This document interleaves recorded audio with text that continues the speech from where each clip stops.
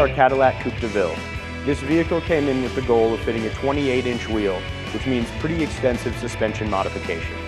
In this case, the factory front suspension is a double wishbone, meaning there are physically pairs of arms on either side of the vehicle that move up and down at the same time as each other.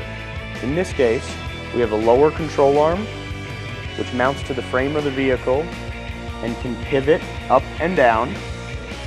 And then we have our factory upper control arm, which would normally rest right here to hold the upper portion of the suspension.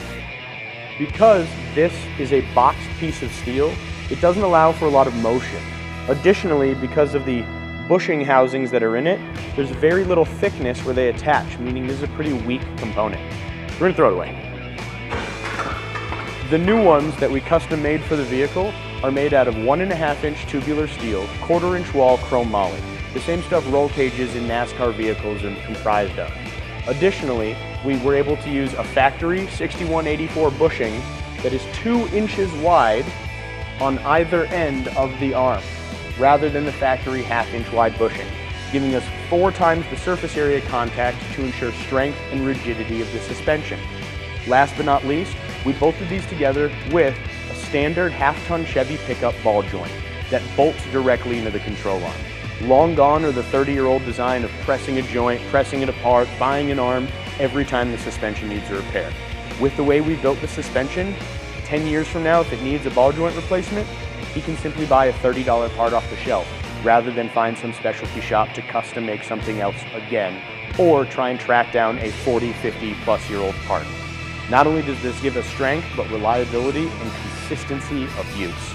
Now, the reason that we did this on this vehicle is to gain more suspension travel.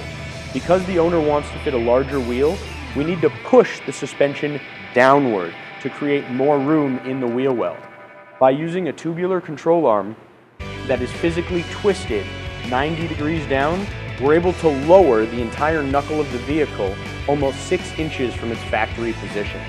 What that means is rather than sitting tucked up high, we'll physically move the suspension down without affecting the range of motion. So even though it's still moved with 6 to 8 inches of travel before, we have effectively lowered the suspension out of the vehicle without modifying its range of motion. The owner will still be able to drive it over speed bumps, still be able to hit potholes, and it will still drive down the freeway like it did from the factory. If you've got a resto, a donk, a lowered or slammed vehicle, or one lifted to the sky, and you're having suspension issues, or you just want to make sure that it gets done once and done right, please let us help. We're more than happy to take the time at no cost to sit down with you and spend a few hours going through a game plan for your vehicle, start to finish. You tell us what your goals are, we will help you find the right build plan to get you there. Please give us a call at Saul's Automotive. We're here 7 days a week at 303-919-7769. Thank you.